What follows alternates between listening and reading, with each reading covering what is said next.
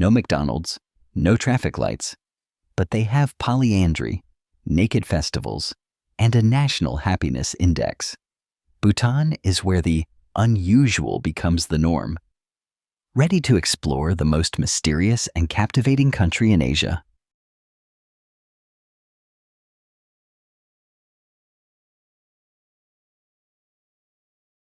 Bhutan, a hidden gem in the Himalayas, where nature and humans breathe in harmony. Bhutan may not be a large country on the world map. Its land area is roughly the size of the U.S. state of Maryland, but it holds a value few other nations can match: the perfect balance between development and environmental preservation. Nestled between two Asian giants, China and India, Bhutan doesn't follow the frantic path of industrial expansion or urban sprawl. Instead, it has chosen a road less traveled, placing the natural environment at the heart of national policy. What's remarkable is that Bhutan doesn't just protect its forests, it has made them a core part of its national identity. With more than 72% of its land covered in forests, Bhutan not only emits no net carbon, but actually absorbs more CO2 than it produces, making it the world's only carbon-negative country. This is not just an environmental achievement, it's a declaration of life, that a country can progress without sacrificing the green lungs of the planet.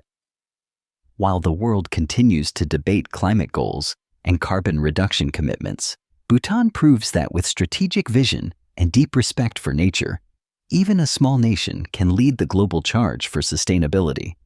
They don't just live in the forest, they live from the forest, with trees forming the very soul of the country and the beating heart of its national philosophy. Think you're living eco-friendly?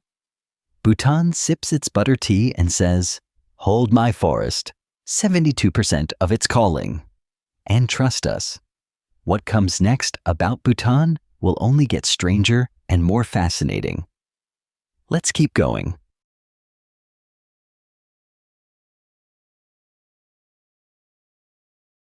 Bhutan, where happiness is measured by the soul, not by money.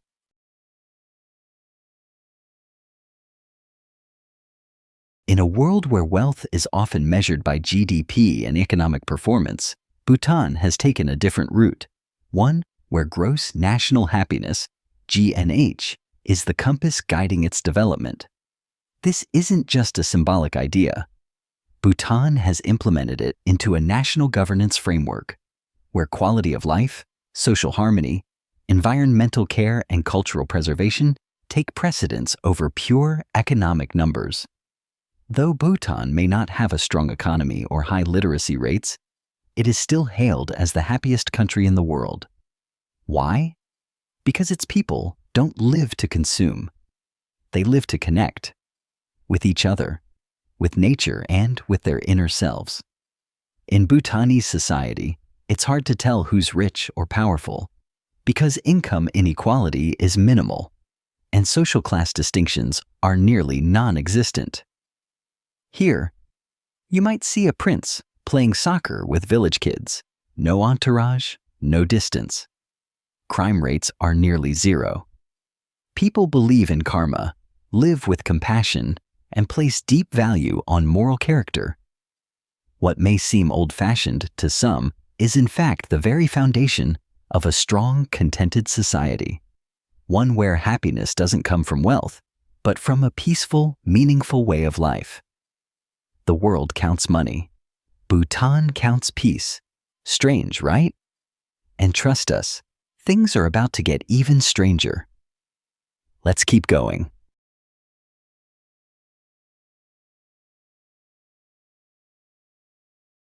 Marriage in Bhutan, where gender equality is a way of life, not just a slogan.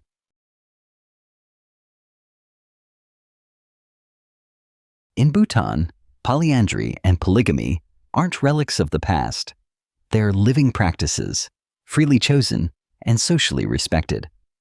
What makes Bhutan stand out is its rare gender balance. Just as men may have multiple wives, women too can have multiple husbands. These arrangements are often less about romance and more about preserving family unity and lineage, deeply rooted in clan-based traditions. While much of the world still debates gender roles, Bhutan quietly leads by example. Women often hold the central role in the household, with husbands moving into the wife's family home after marriage, a cultural reversal that remains controversial elsewhere. If a divorce occurs, women are legally protected, and men are obligated to offer financial compensation or support. But this empowerment isn't just on paper. Bhutanese women are visible, confident, and free, socializing late, running businesses, and engaging in politics without the shadow of patriarchal control. Their beauty lies not in brands or cosmetics, but in their freedom, confidence, and joyful independence. Still, don't romanticize it too fast. Bhutan fiercely guards its cultural integrity, making marriage with foreigners extremely rare. This blend of openness and preservation creates a nation both progressive and proudly rooted, where love, equality, and identity walk hand in hand. Heard the words polyandry and polygamy and got a little too excited? Bhutan winks and says, "Easy there, marrying our citizens isn't that simple." And no, the surprises don't end here. Buckle up for what's next.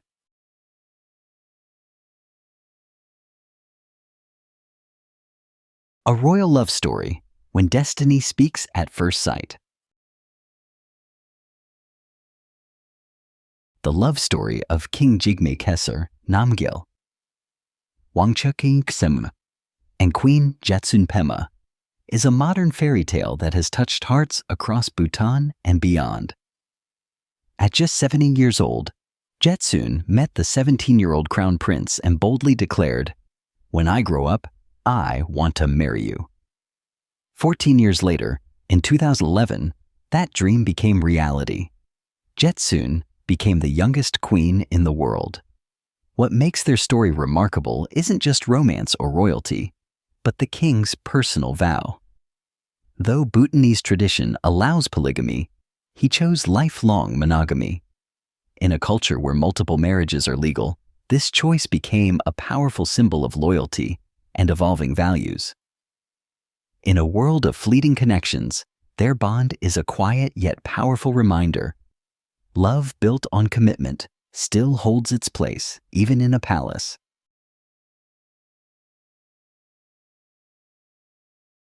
Bhutan, the fortress nation that guards its beauty.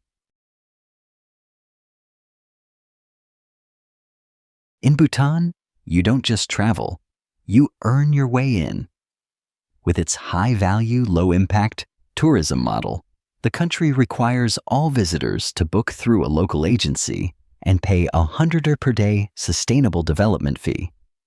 This isn't a tourist tax, it's a commitment to preserve Bhutan's environment, heritage, and national identity. Bhutan doesn't chase mass tourism, it guards against it. The money supports conservation, while the strict entry system reflects a deeper philosophy. Tourism should enrich, not exploit. Adding to this exclusivity is Paro Airport, Bhutan's only international gateway.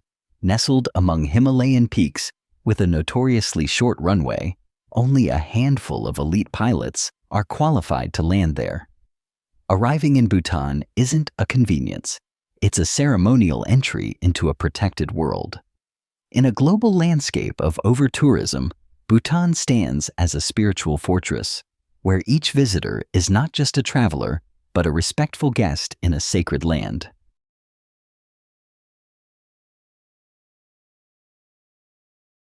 No traffic lights. When trust replaces technology.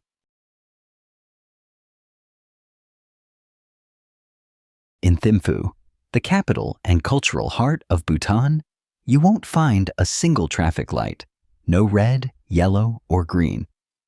In a modern city, that sounds impossible. But in Bhutan, it makes perfect sense. The country tried installing traffic signals back in 1998, but removed them after just 24 hours. Why? Because traffic lights felt too cold, too impersonal.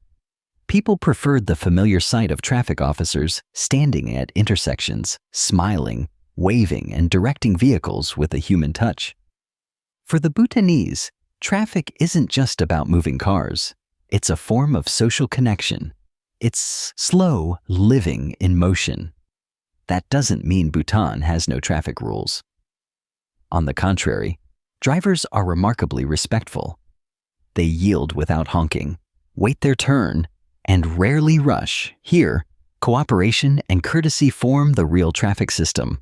No traffic lights, not because Bhutan is behind the times, but because it chooses a more human way forward. Sometimes, a warm wave of the hand is more effective than even the most advanced technology.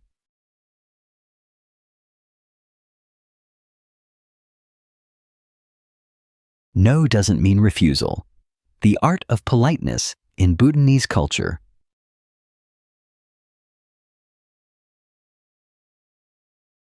In Bhutan, a dinner invitation is never accepted on the first offer. Not because the guest dislikes the food, but because declining initially is a gesture of humility, grace, and respect. When a host invites you to eat, the customary first response is often, "Meu, meu," meaning no, no, accompanied by a polite hand covering the mouth. This isn't mere politeness. It's a deep-rooted cultural ritual. It's not until the third offer, or after a few sincere invitations, that the guest finally agrees. And that moment isn't just about food. It's a symbolic step in relationship building, where mutual respect and empathy are carefully nurtured. Unlike in many Western cultures, where refusing an offer might be seen as impolite, Bhutanese etiquette views this ritual as a way to strengthen community bonds and social harmony. More than a behavior, this custom reflects a philosophy of life. Always receive hospitality with humility, and only accept once you have shown gratitude and deep respect.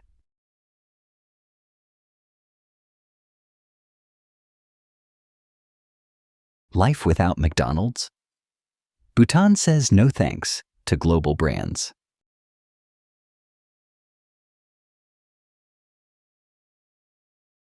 While the rest of the world is filled with golden arches and handwritten names on Starbucks cups, Bhutan remains a curious oasis untouched by any global brand. But here's the catch. It's not because they're banned.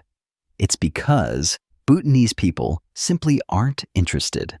The market has never been fertile ground for global franchises because Bhutanese culture doesn't revolve around consumption.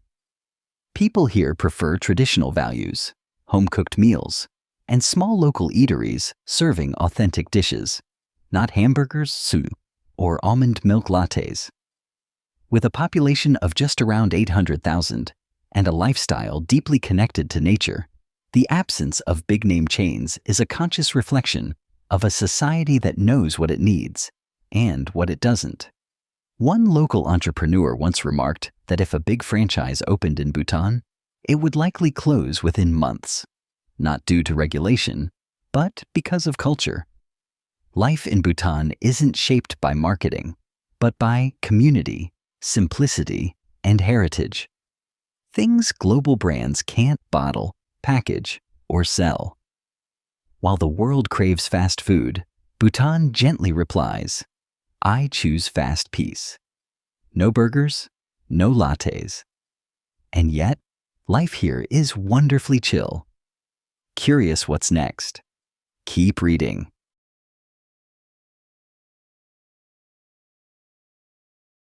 Healthcare in Bhutan. A right, not a privilege. In Bhutan, the concept of free healthcare is not just a political slogan. It's a genuine commitment by the state and a fundamental right of every citizen.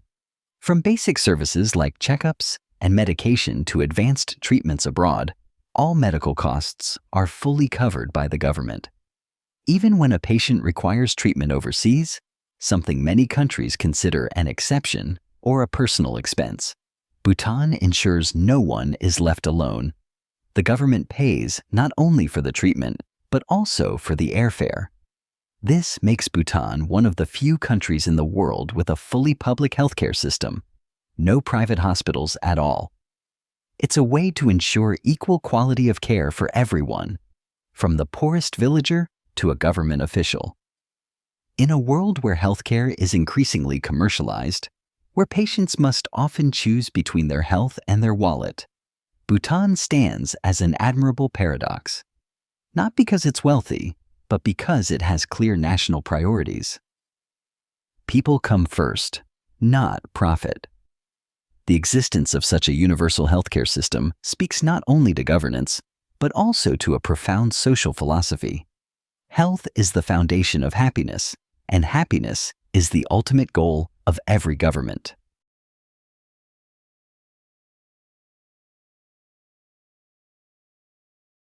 No online banking, when money moves at a human pace.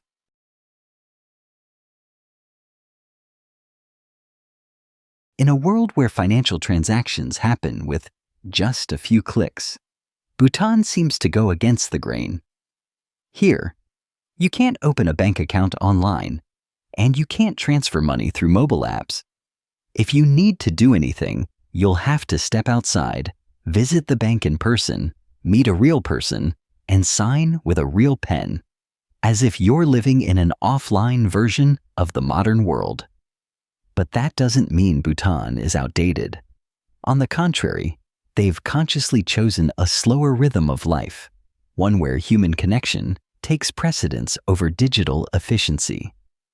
While the world races ahead with technology, Bhutan is like an antique clock, not fast, but accurate, and more importantly, deeply human. Instead of a cold chatbot, you'll be greeted by a warm smile at the counter. Instead of a one-time password, you'll sign your name by hand.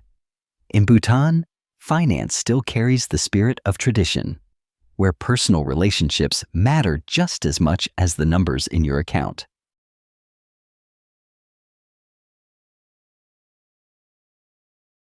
Bhutanese Festivals, where culture wears color and sacred rituals.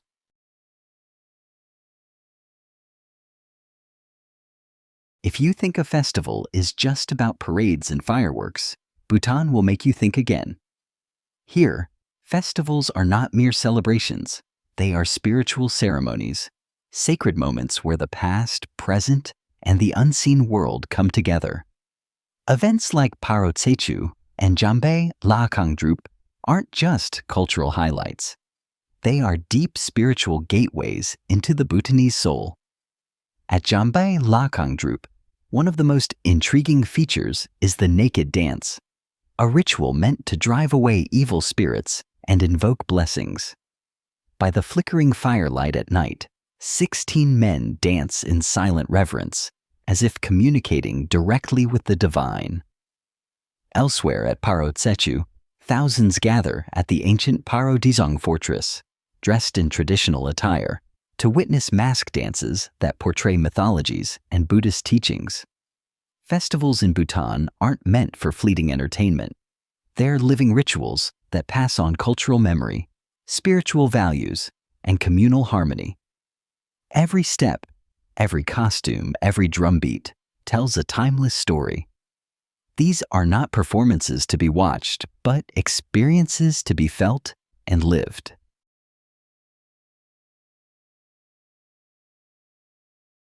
Thimphu, a quiet capital in a noisy world. While many Asian capitals have become concrete jungles of skyscrapers and traffic jams, Thimphu, the capital of Bhutan, feels like a living fairy tale. No traffic lights, no blaring horns, just the sound of the wind whispering through pine trees and monastery bells echoing from mountaintops.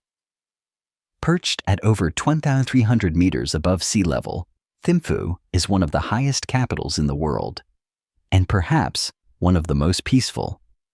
The golden Dordenma Buddha statue, standing over 51 meters tall, looks out from above the city, facing south, to offer protection, according to Buddhist belief, to the direction most in need. The quiet atmosphere around the statue makes it easy for visitors to slip into a meditative state, even without trying. Thimphu is also the cultural heart of Bhutan, home to the National Library, which houses one of the largest books in the world, not just in size, but in intellectual weight. Temples, fortresses, and forests blend into one another, creating a city where the boundary between nature and architecture seems to dissolve. In Thimphu, you don't just sightsee, you immerse. This isn't just a capital, it's a sacred lantern, glowing with stillness and warmth in a beautifully simple way.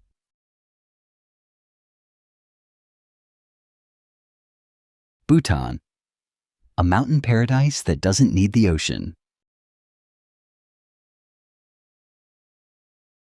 There are no sprawling beaches or turquoise tropical seas here, yet Bhutan still leaves visitors breathless, thanks to the awe-inspiring stillness of the Himalayas.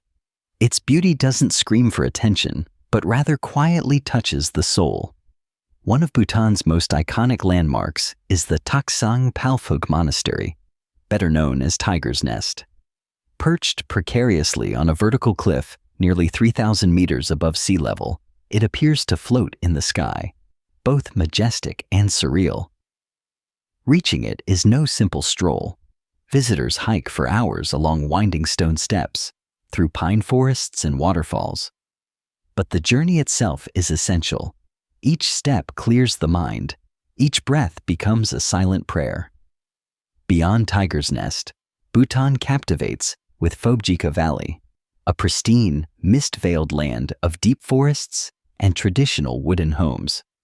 It's also the seasonal haven for the endangered black-necked cranes, symbols of good fortune and natural balance. Then, there's Doshula Pass, rising over 3,000 meters, where you can witness golden sunrises spill over blankets of snow. Here, 108 stupas stand in perfect symmetry, like spiritual sentinels chanting in the wind. This isn't just a scenic spot. It's a place where you stand still beneath the heavens, humbled and grateful to exist. No beaches, no islands, just mountains, so breathtaking that even the sea might feel a little jealous. And the best part? The views may be priceless, but the cost of experiencing them is surprisingly gentle. Ready to be amazed again? Let's go on.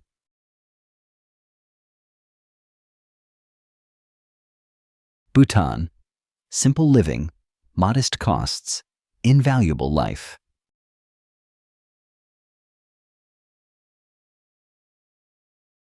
While the cost of living is skyrocketing worldwide, Bhutan still holds onto a gentler rhythm, not just spiritually, but financially too. With about $1,250 per month, you can live comfortably surrounded by mountains, breathing crisp air, and enjoying a life deeply connected with nature. Renting a one-bedroom apartment in central Thimphu costs only around $130 a month, and just $80 a month outside the center, numbers almost unthinkable in most major cities. Utilities like electricity, heating, water, and waste services come to around $40 to $50 a month. Healthcare is completely free, and local produce is fresh, delicious, and affordable. You don't need a high income to feel abundant in Bhutan, because abundance here doesn't come from luxury brands or fat bank accounts. It comes from a humble home, a warm meal, and peace of mind. Life here isn't a race, it's a journey to savor. And that philosophy is woven deep into the Bhutanese way of life.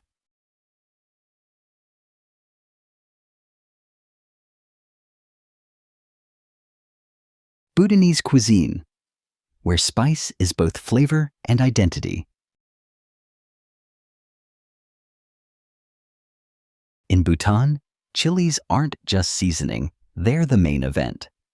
While most cuisines sprinkle a little spice, in Bhutan, chilies are a culinary language, a flavor statement that shows up in every meal from sunrise to nightfall. It's more than a preference. It's how Bhutanese people combat the cold and awaken the senses in the high mountains. The national dish, imadachi, blends fiery fresh chilies with rich local cheese. For spice lovers, it's a thrilling experience. For others, it's a challenge. Either way, it's a source of national pride and an unmistakable signature of Bhutanese identity. They don't just eat it, they live it. Still, not everyone can handle the heat. Bhutanese cuisine also offers gentler options: buckwheat and corn pancakes, or joja maru, a chicken stew infused with mild herbs. And of course, there's suja, the famous butter tea made with yak butter and salt. Strange at first sip, but wonderfully warming in the mountain chill. Bhutanese food may not be fancy, but it's real, just like the people who prepare it. From chilies sun-dried on rooftops to hand-ground grains, every bite tells a story of honesty, simplicity, and soul. And that's what makes Bhutan's spice not just hot, but unforgettable. Bhutan isn't just a destination, it's an invitation to live differently. A quiet, green, and deeply surprising world. Are you ready to step in?